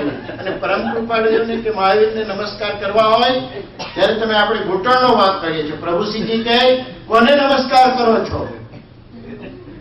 લખ્યું છે અંદર ઉપદેશ સાહેબમાં, નમસ્કાર ભાવથી કરો. તમે સત્પુરુષને નમસ્કાર કરો છો. વેવાય આવે ત્યારે તો કેવા ભેટી પડો છો ને એ કરો છો. સગાઈ સાચી સૃષ્ટિમાં સદગુરુની એક, બીજી તેના ભક્તની બાકી જૂઠી અનેક. આપણે જૂઠીને વળી ગયા છે ને સાચી સગાઈ છોડી દઈએ છીએ કે જે આપણને ઠેઠ મોક્ષે લઈ જવાના છે. તો ગૌતમ કહે, મારે તમારા પ્રત્યેનો જો પ્રેમ છોડી દેવાનો હોય તો મહાવીર તમારું કેવળ જ્ઞાન તમને મુબારક. પણ છેલ્લે એમણે રાગ છોડ્યો તો જ, કારણ કે રાગ સહિત તો કોઈ આ સત્પુરુષ પ્રત્યેની આ જે રાગ હતો એ પણ છોડવો જ પડે છે છેલ્લે. દેવકરણજી મુનિ કહે કે પ્રભુ આ દયા જો છોડવી પડતી હોય તો કે મુનિ એ દયા પણ છેલ્લે છોડવી જ પડશે. એ દયા પણ છેલ્લે છોડવી પડશે. એક શાસ્ત્રમાં એ રીતનું વચન લખ્યું છે કે શાલીભદ્ર ને ધનાભદ્ર જયારે માસ ક્રમણ કરીને પોતે ધ્યાનમાં ઉભા છે, ભદ્રા માતા કહી કે મારે શાલીભદ્ર ના દર્શન થયા નથી. ત્યારે મહાવીર ભગવાનને પૂછે છે કે ક્યાં છે? કે માતા તમારે આંગણે આવીને લોકો ઉભા હતા, પણ તમે મારા દર્શન કરવા આવવાના હતા એટલે તમે તૈયાર થતા હતા, પરંતુ મેં શાલીભદ્રને કહ્યું હતું કે તારા માતાના હાથે જ તારું પારણું થશે.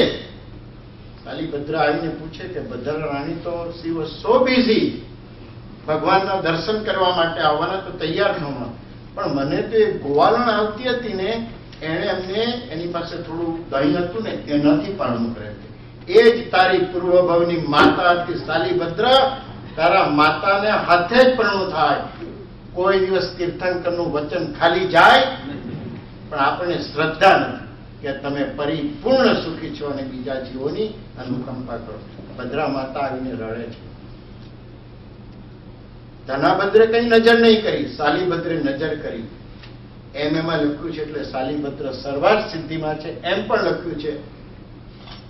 કોઈક શાસ્ત્રમાં છે કે શાલીભદ્ર અને ધનાભદ્ર બંને મોક્ષે ચાલે ગયા. જરાક જ રાગ કીધો. વિચાર કરો, પાંડવો ઉભા હતા, દુર્યોધનનો ભાણેજ આવ્યો, એને જોયું કે આ મારા મામાને હરાવીને અહીંયા ઉભા છે, એટલે એ દુષ્ટે શું કર્યું? ગરમ ગરમ બધા લોખંડના ઘરેણા ગરમ કીધા અને બખ્તર બધા પહેરાવ્યા. હવે પેલા બે ભાઈનું નામ શું ભૂલી ગયું પાછું?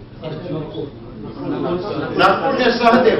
એને એમ થયું કે આ ધર્મ રાજા ધર્મ મિનિસ્ટર એટલા કોમળ છે, એનાથી આ કેમના સહા છે?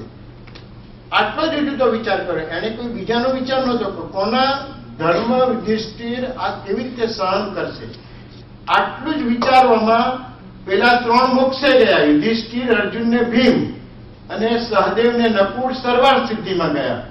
પરાઈ પંચાતે નિજ હિત ગુમાવે ન પલળે, સુણી વાણી પ્રાણી પરમ પુરુષે ભોગથી સુખડે.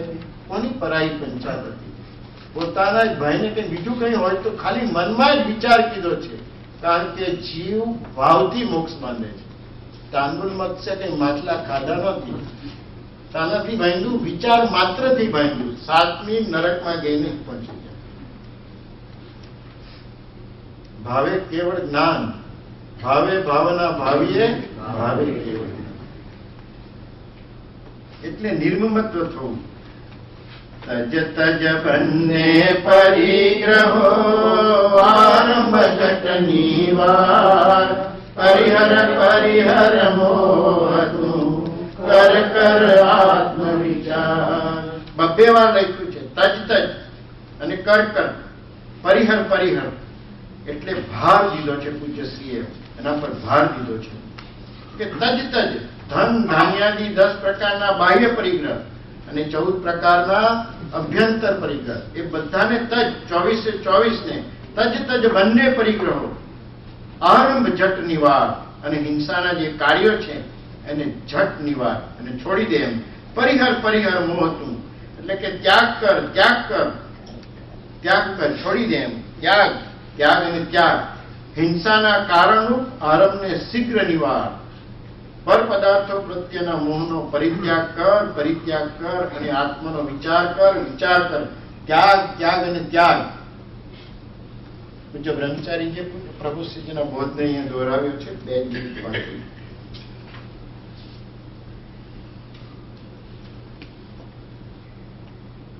ક્રોધ આત્માને બાળી નાખનાર છે. સ્ત્રી કુટુંબ વગેરેમાં માથું કૂટાય એવું છે. સ્ત્રી કુટુંબ, અને આપણે એમાં જ માથા મારીએ છીએ. કુટુંબ સ્ત્રી વગેરેમાં માથું કૂટાય એવું છે. માથા મારીએ છીએ એટલે એમાં મોહ કરીએ છીએ. ત્યાં શાંતિ ન મળે. જ્યાં સત્પુરુષ હોય ત્યાં કડીકાળ નથી. આ દાસને એટલા માટે શું કહેવામાં આવે છે? પાંચમા આરાનો ટુકડો કહ્યો છે. પ્રભુશ્રીજીએ શું કહ્યું છે? અમે દીપકભાઈ ચોથા આરાનો ટુકડો કહ્યો છે. તમે વધારે અભ્યાસી છો એટલે પછી કહો. અરે પણ કોઈ તો જગાડવા. અહીંયા કહ્યું કે જ્યાં સત્પુરુષ હોય ત્યાં કલિકાળ નથી. એટલે બ્રહ્મચારીજીએ પેલા લખ્યું છે અંગૂઠે સૌ તીર્થ વસતા, એમાં કે હતા ત્યારે અમને સતયુગ અને સતયુગ જ હતો એમ કે તે સમયે. આ જગ્યા અપૂર્વ છે, આકાશ માટે લખે છે. તીર્થ સ્થાન છે, તરવાનું સ્થાન છે. જીવ જાગ્રત થાય તો બધું સમજાય. મહાપુરુષો જ્યાં પગલું ભરે ત્યાં તીર્થ છે. તીર્થો સજીવન કરે છે. ત્યાગ ત્યાગ ને ત્યાગ એવું કહે છે. એક વખતે પ્રભુશ્રીજીએ ત્યાગ ત્યાગ ને ત્યાગ આમ બંદૂક ફૂટે એવા અવાજે કરીને વારંવાર કહ્યું હતું. ત્યાગ ત્યાગ ત્યાગ અંદર બંદૂક ફૂટ્યો ને તેમ આખરે મોક્ષે જશે ત્યારે કઈ સ્ત્રી છોકરાને સાથે લઈને જશે. મરણ આવે ત્યારે મૂકવું પડે છે. મરણ આવે ત્યારે બધું મૂકવું પડે છે. ત્યાગને ભૂલે ચક્રવર્તી જેવા 6 ખંડનું રાજ્ય કરતા, ચક્રવર્તી જેવા 6 ખંડનું રાજ્ય કરતા પણ દુઃખ લાગ્યું કે આ તો ક્લેશ છે, ખેદકારક છે, ત્યારે છોડીને ચાલી નીકળ્યા. એમ ન વિચાર્યું કે રાજ્ય કોણ કરશે. એમ નહીં વિચાર્યું કે રાજ્ય કોણ કરશે. ને આપણે ગમે તેટલું હોય તો બી આમ નાનું જોટું કઈ પણ આ મારા વગર ચાલે. આ લોકોને ખ્યાલ નહીં હશે, આ ઊંધું નાખી દેશે. આ બધું મારી મહેનત પાણીમાં કરી દેશે. અહીંયા લખ્યું કે 6 ખંડના રાજા એવા ચક્રવર્તી ચાલી નીકળ્યા. પ્રભુશ્રીજી કહેતા તે પૂજ્યશ્રી લખ્યું છે. એમ ન વિચાર્યું કે કોણ રાજ્ય કરશે. પ્રસન્નચંદ્ર રાજર્ષિએ નહોતું વિચાર્યું કે 5 વર્ષ કે 7 વર્ષના છોકરાનું રાજ્ય મૂકી દઉં. કોઈ અપેક્ષિત વાત છે. અને એ પ્રસન્નચંદ્ર રાજર્ષિએ જયારે આમનું ચક્કર ફર્યું ત્યારે ઠેઠ 7મી નરકે સુધી પહોંચી ગયા. પણ પાછું કાઉન્ટર ક્લોક વાળી દીધું તો મોક્ષે પહોંચી ગયા. એટલે ત્યાગ ત્યાગ ને ત્યાગ એમ. અને પરિહર પરિહર મોહને છોડી દે. આત્માનો વિચાર કરો, આત્મ વિચાર કરો. દર દર જીવ દેખ દેખ નિજ રૂપ કર કર સત્પુરુષાર્થ શિવ સુખ ચાટ મનુ. હે જીવ, હવે તું સર્વસંગ પરિત્યાગ કરી સમ્યક ચારિત્રને ધારણ કરી. ધારણ કર, ધારણ કર, ધર ધર ધર ધર. અને પેલે ત્યાં કર કર, સત્ય પુરુષાર્થ કર. દેખ દેખ, તારા સ્વરૂપને ઓળખવા માટે પ્રયત્ન કર. તારા સ્વરૂપને ઓળખવા માટે પ્રયત્ન કર. અને ચારિત્ર ધારણ કરવા માટે તું પુરુષાર્થ કર. આત્મ સ્વરૂપને પામવા સત્પુરુષાર્થ કર, સત્પુરુષાર્થ કર. તથા અનુપમ મોક્ષ સુખનો તું આસ્વાદ લે, આસ્વાદ લે, આસ્વાદ લે. તું એ અનુપમ સુખનો આસ્વાદ લે. જીવ ચારિત્ર એટલે કે સંયમ ધર્મને ધારણ કર. અત્યારે આપણને કઈ સર્વસંગ પરિત્યાગી થવાનું કહેતા નથી. અને કોઈ કરી શકે એમ પણ છે નહીં. કરી શકે એમ છે મીન્સ કે એ સહેલું નથી, કાળ પીટણ છે. સંયમ પાળવો આ કાળમાં અત્યંત દુષ્કર છે. એટલે શું કે તું સંયમ ધર્મને ધારણ કર. બને એટલો સંયમ ધર્મને ધારણ કરવા. દેખ દેખ એટલે કે નિજ રૂપ, તારા સ્વરૂપને જોવા માટે તું પ્રયત્ન કરે. સ્વરૂપ જોવા માટે સત્પુરુષાર્થ કર. જેમ કેમ જોવાય તો કે કર કર સત્પુરુષાર્થ. નિજ સ્વરૂપને કેમ જોવાય તો કે કર કર સત્પુરુષાર્થ. એટલે ભગવાને ગૌતમ સ્વામીના પાઠમાં લખ્યું મોક્ષમાણા કે ભગવાને ઉત્તરમાં કહ્યું કે હે ગૌતમ, એ અનંત સુખ હું જાણું છું પણ કહી શકાય એવું આ જગતી તળ પર કોઈ ઉપમા નથી. પણ તું એને માટે પુરુષાર્થ કર. કારણ કે મોક્ષનું સુખ છે એ અનુભવની વાત છે. અનુભવ ગોચર માત્ર રહ્યું તે જ્ઞાન છે. મોક્ષનું સુખ વર્ણવી શકે નહીં. જે વ્યક્ત છે તેટલું જ વર્ણવી શકાય. અવ્યક્ત તો અવ્યક્ત જ છે. સર્વજ્ઞ પણ એને કહી શકે પણ નહીં. કારણ કે એ અનુભવની વાત છે. નિષ્કારણ કરુણા કરી સંત કરે પોકાર, અગ્નિ આરંભ પરિગ્રહ વળી મરશો નિર્ધાર. નિષ્કારણ કરુણા કરીને સત્પુરુષો પોકાર કરીને કહી રહ્યા છે કે આરંભ પરિગ્રહ એ કેવા છે? અગ્નિ જેવા છે. આરંભ પરિગ્રહ અગ્નિ જેવા છે. હવે અગ્નિનું લક્ષણ શું છે? બાળવાનું છે. આરંભ પરિગ્રહનું લક્ષણ શું છે? આત્માની ઘાત કર્યા કરે છે, આત્માને બાળે છે અંદરથી, એના આત્માના પાપો વધારે છે. અને બળી મરશો નિર્ધાર, જો તેને છોડશો નહીં અને તેમાં જ પડી રહ્યા રહેશો તો નિર્ધાર એટલે નિશ્ચય છે કે તમે ત્રિવિધ તાપની અગ્નિમાં આરંભ પરિગ્રહ બળી મળશો અને તેના ફળ રૂપે જન્મ મરણથી 84ની જીવ યોનિમાં ચક્કર માર્યા જ કરશો. આ સંત કરે પોકાર, આમની કરુણાનો પોકાર છે કે તમે આરંભ પરિગ્રહને સર્વથા ન ત્યાગી શકો તો પણ એનો સંક્ષેપ તો કરો જ. ભલે ન ત્યાગી શકો તો એના પ્રત્યેની મૂર્છા તો ઓછી કરો ને કરો જ. અહો આમ આવો કહે સંત સાચા, બધા સુખી થાઓ, બધા જન્મ રે દેહ કાજે ગુમાવ્યા, દયા કેમ ના અલ્પ જીવન નિધાર્યા. એમને કે તમારે આત્મા પ્રત્યે દયા જ નહીં લાવ્યા. સંત કરે કે બધા અહીંયા આવો, અમારી શીતળ છાયામાં આવો. સત્પુરુષો કલ્પદ્રુમ જેવા છે કે તમે અહીંયા આવો અને તમારા આત્માને શીતળતા આપો. આમ કરે સંત કરે પોકાર. શું પોકાર કરે? કે અગ્નિ આરંભ પરિગ્રહ બળી મરશો નિર્ધાર. અગ્નિની ઉપમા આપી છે આરંભ પરિગ્રહ. નક્કી કરો કે તમને બાળવા વગર રહે જ નહીં. કેટલા આપણે દાખલા જોઈ ગયા, કેટલા જૈન શાસ્ત્રોમાં દાખલાઓ છે કે પરિગ્રહની પ્રબળતા વાળો જીવ કોઈક જ છૂટી શકે છે. જેણીની ટૂંકી મર્યાદા કરી નહીં તે વહોળા દુઃખના ભોગી થયા છે. એટલે આરંભ પરિગ્રહ અગ્નિ જેવા છે. અગ્નિનું કામ શું છે? કે બાળવાનું. પદાર્થ શરીરને બાળે. અગ્નિ તો શરીરને બાળે, પણ આ પરિગ્રહ કોને બાળે? આત્માને બાળે છે. આત્માને બાળે છે. એ દુઃખ ન ગમતા હોય તો પણ આપણને એ કરે છે તો એનાથી પાપ ભાવનાથી પાપ બંધાય છે. એટલે આત્માને અગ્નિરૂપ થઈ પડે છે. એટલે આરંભ પરિગ્રહ રૂપ અગ્નિ આત્માને બાળી દેશે. યાને અનંત સંસાર ઉભો કરી ચારે ગતિ 84 લાખ યોનિમાં દુઃખી કરીને ભટકાવશે. આમ કહી આરંભ પરિગ્રહની આ દૂષણતા બતાવી છે. એટલા માટે જ્ઞાનીઓની શિખામણ લઈએ કે આપણાથી કેવળ પરિગ્રહનો ત્યાગ ન થાય, સર્વસંગ પરિત્યાગિત ન થાય તો પણ એ પરિગ્રહને આપણે સંકોચી શકીએ છીએ. પૂરેપૂરી મમતા ન મુકાય તો મમતા આપણે ઓછી કરી શકીએ એમ છે. જ્ઞાની પુરુષોના વચન છે કે આરંભ પરિગ્રહ એ અગ્નિ જેવા છે, એ તમને બાળી નાખશે. આરંભ પરિગ્રહ કે જે ભેગું કરેલું છે, જે પરિગ્રહ છે, એને આ અગ્નિ બાળશે, પણ એનાથી જે ઉત્પન્ન થયેલા પાપો છે એ આત્માને બાળશે એમ કે. એટલે ચારિત્ર ધારણ થઈ શકે એમ નથી. પણ પ્રભુશ્રીજી કહેતા કે આ કાળ ચારિત્ર ધારણ કરવાનો નથી. એટલે એવું નથી કે એ નિયમ છે એવો, જે કરી શકે તે કરી શકે છે એમ, પણ કાળ એવો કઠણ છે. એના કરતા પણ જ્ઞાની પુરુષો કહે કે અત્યારે જો તમે ભક્તિ, સત્સંગ, સત્શાસ્ત્રોનું વાંચન કરશો અને એનાથી તૈયાર થશો અને જયારે કાળ એવો આવે ત્યારે તમે ચારિત્ર ધારણ કરો તો તમે સંપૂર્ણ રીતે પવિત્ર ચારિત્ર ધારણ કરી શકો.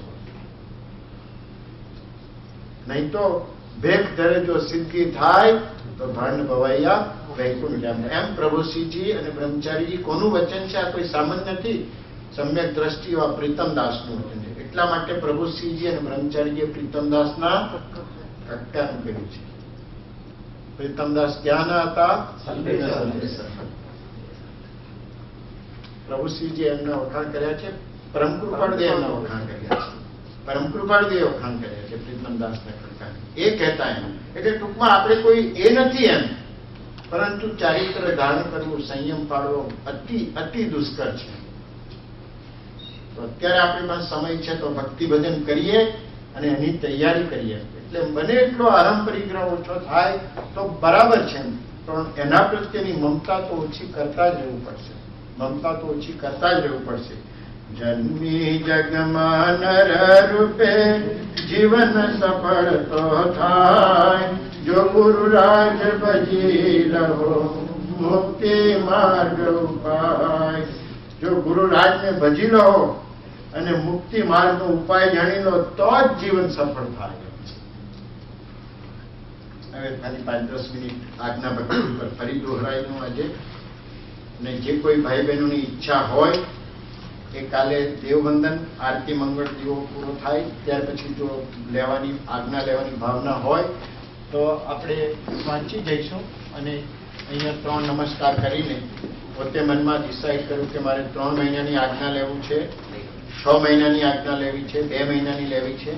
અને જે અભક્ષમાં મધ માખણ અંજીર છે એમાં જે કંઈક થોડી ઘણી છૂટછાટ રાખવી હોય તો રાખીને પછી બરાબર આજ્ઞા પાડી શકે તો ટૂંકી આજ્ઞા લેવી કે જેથી આજ્ઞા અને પછી બ્રહ્મચારી કે 3 મહિના પછી ફરી આજ્ઞા લેવી. અને પછી જ્યારે બરાબર થાય ત્યારે આપણે અગાસ જવાનું થાય કે ત્યાં જે પારસભાઈ છે કે જીતુભાઈ છે દીપકભાઈ છે એ પાસે સમજીને તત્વજ્ઞાન લઈ આવીને પછી એમાં આપણે જે આજ્ઞા લીધી હોય તે લખી દો કે મેં મધની આટલા વખત છૂટ રાખેલી છે કે માખણની છૂટ રાખી હોય તે. અને પછી એક વખત એવો આવે સર્વથા ત્યાગ કરી દેવાનો. અનન્ય શરણના આપનાર ઓમ અનન્ય શરણના આપનાર પરમ કૃપાળુ શ્રીમદ રાજચંદ્ર સદગુરુદેવને અત્યંત ભક્તિથી ત્રિકાળ નમસ્કાર હો. આજે શિલાલેખ રાજ મંદિરમાં આકાશ મૂકેલો છે પ્રભુશ્રીના વચ્ચામાં એ જ વાંચું છું. પરમ જે અહીંયા મૂક્યો છે અને બેનો તરફ પણ મૂકવામાં આવ્યું છે. પરમ કૃપાળુ સદગુરુદેવ શ્રીમદ રાજચંદ્ર પ્રભુએ અનંત કરુણા કરીને 14 પૂર્વનો સાર રૂપ જે મહામંત્ર તથા નિત્ય નિયમાદિ સાધનો પરમ પૂજ્ય પ્રભુશ્રીજીને આપેલ તથા સૌ કોઈ કલ્યાણની ઈચ્છાવાળા જિજ્ઞાસુઓને આપવા દેવોશ્રીને આજ્ઞા કરેલ તે દેવોશ્રીએ તે સાધનની ઈચ્છાવાળા મુમુક્ષુઓને આપવા પૂજ્ય બ્રહ્મચારીજીને આજ્ઞા કરેલ તે આત્મશ્રેયકારી સાધનોની આજ્ઞા આપનાર આજે કોઈ નહીં હોવાથી તે આજ્ઞાના આરાધનની ઈચ્છાવાળા ભાવિક મુમુક્ષુઓ પરમ પૂજ્ય પ્રભુશ્રીજીના ઉપદેશ અનુસાર નીચે મુજબ કર્તવ્ય છે. મંત્ર સ્મરણ. સહજાત્મ સ્વરૂપ પરમ ગુરુ એ મહા ચમત્કારી મંત્ર છે. સંભાળતા, યાદ કરતા, બોલતા, વૃત્તિ તેમાં વાળતા કોટી કર્મ ખપે છે. શુભ ભાવ થાય છે, શુભ ગતિ અને મોક્ષનું કારણ થાય છે.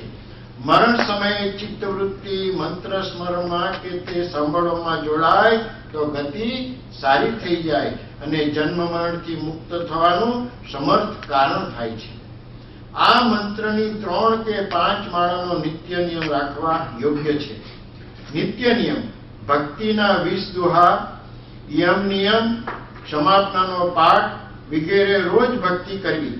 તેથી કોટી કર્મ ખપી જશે, સારી ગતિ થશે. એકલો આવ્યો છે, એકલો જશે. ભક્તિ કરી હશે તે ધર્મ સાથે જશે.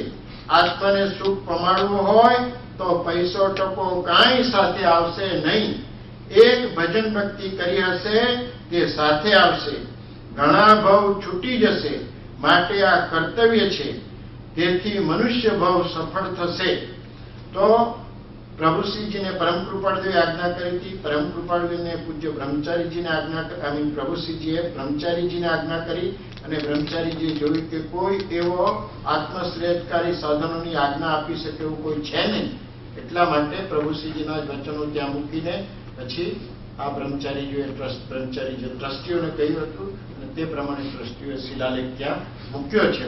આજે પણ ત્યાં સેંકડોની સંખ્યામાં આજ્ઞા લયા જ કરે. કારણ શું છે? બાજુમાં પરમ કૃપાળુદેવનું ચિત્રપટ છે અને એની બાજુમાં પ્રભુશ્રીનું ચિત્રપટ છે. એક સંતના કહેવાથી મારે પરમ કૃપાળુદેવની આજ્ઞા માન્ય છે. એટલે આપણને મંત્ર કોણ આપી રહ્યું છે? પ્રભુશ્રી જ મંત્ર મને આપી રહ્યા છે. કોની સમક્ષ? પરમ કૃપાળુદેવની સમક્ષ. ત્યાં આપણે એક્ઝેક્ટલી શિલાલેખ પાસે ઉભા રહીએ તો બંને ત્યાં જ છે. એવા ભાવ કરવા ત્યાં જાવ ત્યારે. અને અહીંયા પણ એ જ ભાવ છે. પ્રભુશ્રીજી કહે અમે ક્યાંય જવાના નથી, આશ્રમ છોડીને ક્યાંય જવાનું નથી. રતનબેનને કહે રડતા હતા. બ્રહ્મચારીજીને પૂછ્યું કોણ રડે છે? તો કે રતનબેન. તો કે કેમ? તો કે પ્રભુ તમારી આવી દશા જોઈને કે અમારો કોણ હતો?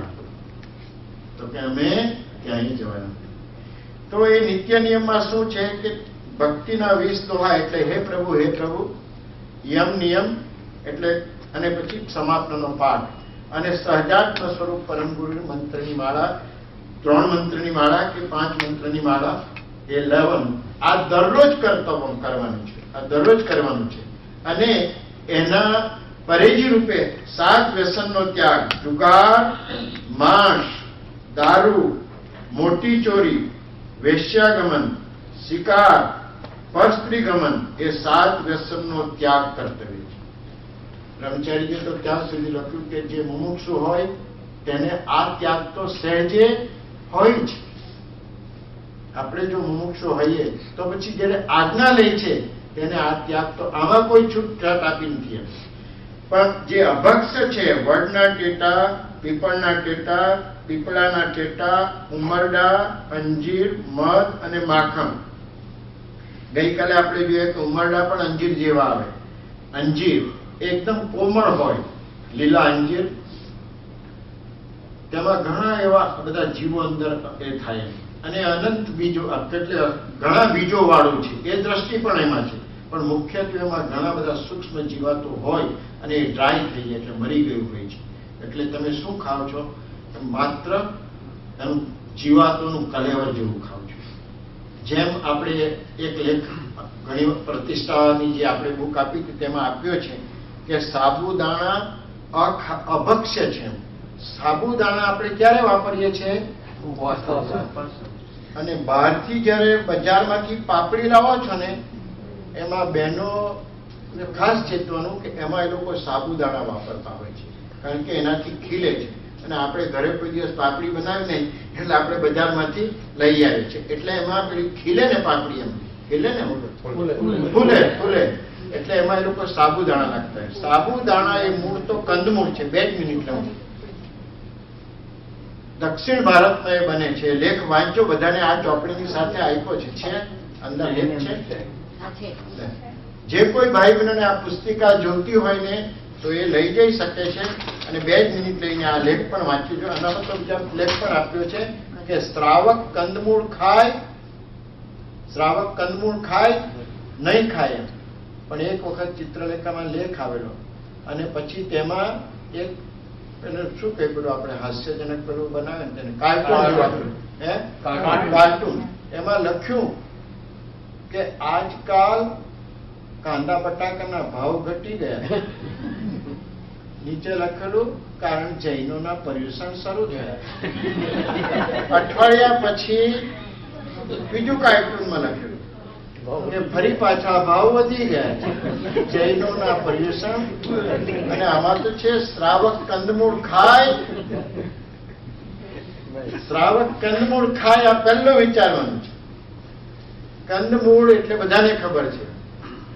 કંદમૂળમાં સોય નાખો ને, અને સોયની અણી પર જેટલો ભાગ આવે એમાં અસંખ્યાત શરીરો છે, અને એક શરીરમાં અનંત જીવો છે. એટલે કંદમૂળ શું છે? એ અનંત જીવો તમે ખાવ છો. એ રતાળુ, ત્યાં મોટા રતાળુ યામ કહે ને, એ મોટા રતાળુને લોકો શું કરે, મોટા શેઠિયાઓ જેનો આ ધંધો ચાલતો હોય ને, એ મોટા સ્વિમિંગ પુલ જેવા હોજમાં એને કોવડાવે છે, એને ફર્મેન્ટેશન કરે. કારણ કે ઉપર મોટી લાઈટો ચાલતી હોય, એટલે પેલી ગરમીને લઈને એ બધા જે કંદમૂળ નાખેલા એ બધા બરાબર સડે, અને એમાં આટલી ઈયળો ઉત્પન્ન થાય. અને પછી ગરીબોના છોકરાઓને અંદર પગે કરીને એને આમ 2-3 મહિના સુધી પ્રોસેસ ચાલે. જીવાતો ઉત્પન્ન થાય, એને કચરાવે, આ છે તે છે. પછી એને ડ્રાય કરી દે, અને પછી મશીનરીમાં મૂકે, અને પ્રેસથી બહાર કાઢીને એના દાણા આપે. આ છે સાબુદાણા. આપણે સાબુદાણા, એ તો મૂળ તો કંદમૂળ છે જ, પણ સાબુદાણા એ અનંત આ જીવાતોનો કલેવર તમે ખાવ છો. અને વાપરીએ ક્યારે? ઉપવાસ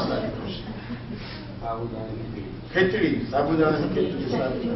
આપણે વિચારવા જેવું કે સાબુદાણા, અહીંયા તો આટલું લખ્યું કે શ્રાવક કંદમૂળ ખાય. શાને માટે લખવું પડ્યું હશે? એમ જૈન મુનિઓએ. આપણે ખાતા હોય તો જ લખવું પડે ને.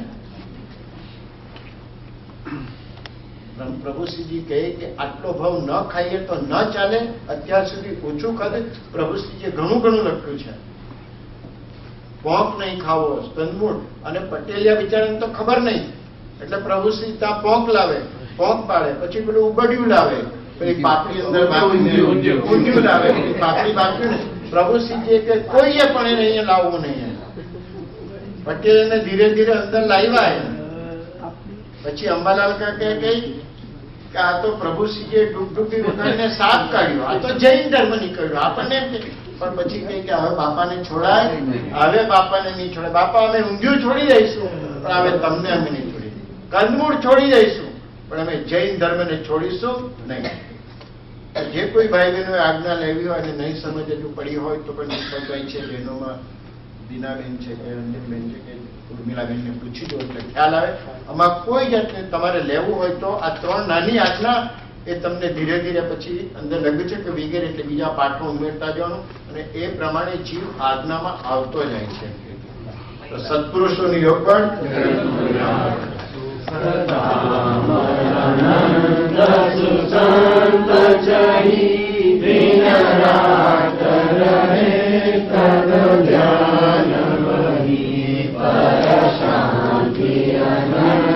સુધામય